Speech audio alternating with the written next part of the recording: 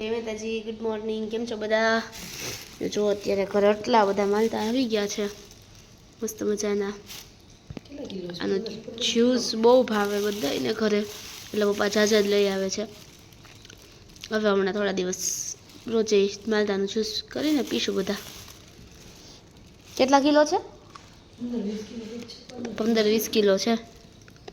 એટલા બધા છે. જો આટલું બધું શાકભાજી પણ આવી ગયું છે. ઓળાના રીંગણા છે, કોથમીર છે, લીલી ડુંગળી આવી છે, પુદીનો આવ્યો છે, ટમેટા છે, લસણ નથી દેખાતું દીદી. ડુંગળી છે. જોઈ શકો છો. લસણ પેલું લીલું. મમ્મી ચા કરે છે એમની માટે. થઈ ગયો છે. થોડી સફેદ છે હજી રોકડે છે. તો હું લાગે થઈ ગયો છે. થઈ ગયું છે એટલે કડક બનાવ. તો હવે એને ઉકળવા દઈએ. આપણે સંભારા માટે ગાજર સુધારી લીધા છે. અહીંયા બનાવવાનો છે આપણે ઓળો, એટલે કે ભરથું. તો આપણે રીંગણા બાફવા માટે મૂકી દીધા છે, શેકવા માટે, બાફવા માટે. શું જોઈ શકો છો, 3 ગેસ ઉપર એક રીંગણું મૂકી દીધું છે. અહીંયા ગાજર સંભારા માટે શેકી લીધા છે. અહીંયા રીંગણા 2 શેકાઈ ગયા છે, બીજા આપણે શેકી લેશું. અહીંયા ભરાય છે આપણે ગોળામાં પાણી, ફિલ્ટર ખાલી કરી નાખીએ. ભરાઈ ગયું છે આખું.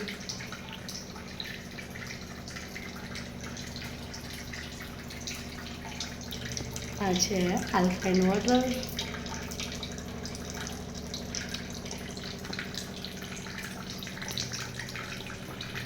ગોળો ભરાવા જેવો છે.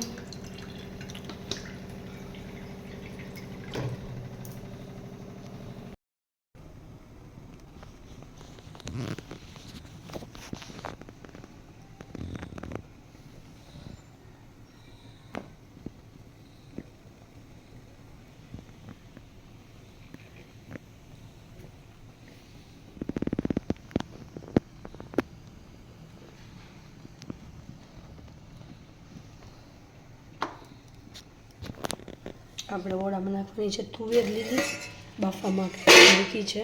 બાફવા માટે થોડી વાર એને બાફવા દેશું. લીલી ડુંગળીને બધું આપણે સુધારી લઈએ. હવે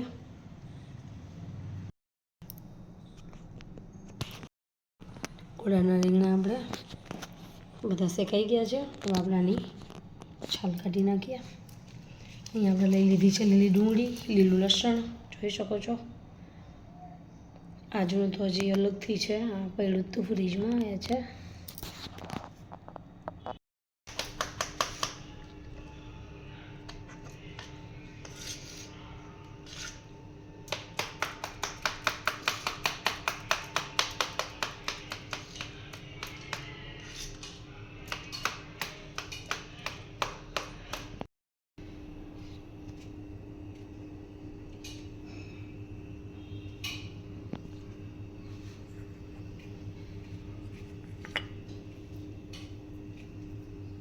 સંભારો થઈ ગયો. દૂધ ગરમ કરવા મૂકી દીધું છે. બધું પડથાનું તૈયાર આપણે કરી લીધું છે. ટમેટા સુધારી છે.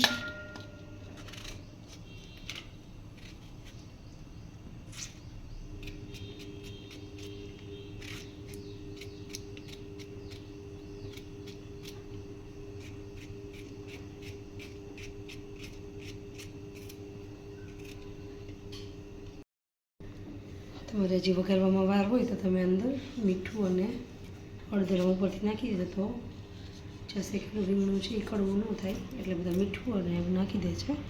અને આ થોડી હળદર પણ નાખી લેશું.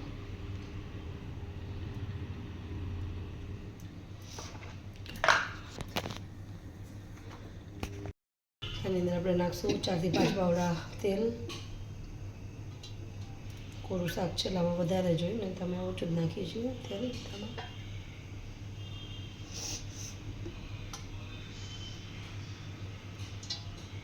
આટલું તો જોશે જ, જે નાખી દઈએ વધારે.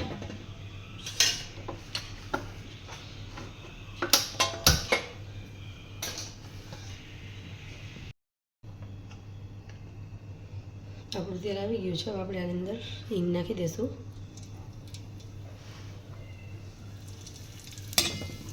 હવે આની અંદર આપણે નાખી દઈશું આપણું કટ કરેલું લસણ, મરચાં,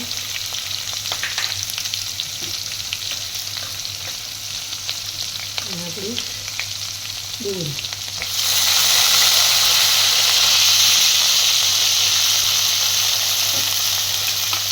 ડુંગળીને ધોઈ લીધી છે.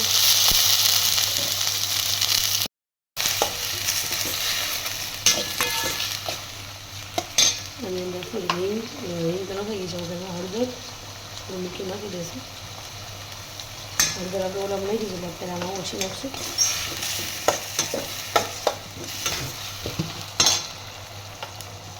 નાખી દઈશું થોડુંક મીઠું.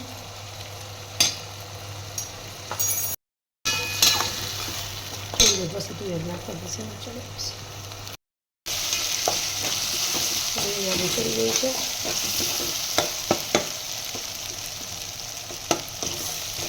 અને માટે નાખીએ બાફેલી તુવેરના દાણા આપણે બોઇલ કરીને રાખ્યા છે.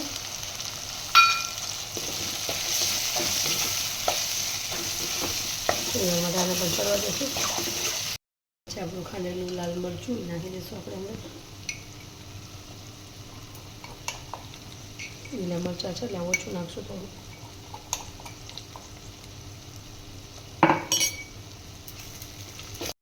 આપણે ટમેટા પણ નાખી દીધા છે. મરચું ચડી ગયું અંદર નાખી દીધા છે ટમેટા. હવે એને હલાવી લઈએ થોડી વાર માટે. એને ચડવા દઈએ સોફ્ટ થાય ત્યાં સુધી.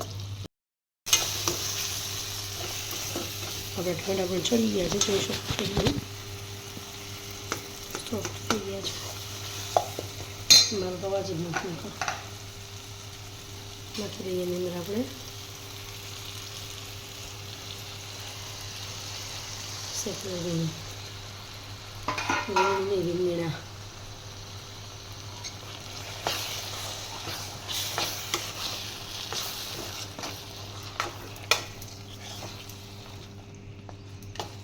એકદમ સ્પાઇસી ઓળાનું રીંગણાનું ભરતું રેડી છે, થઈ ગયું છે.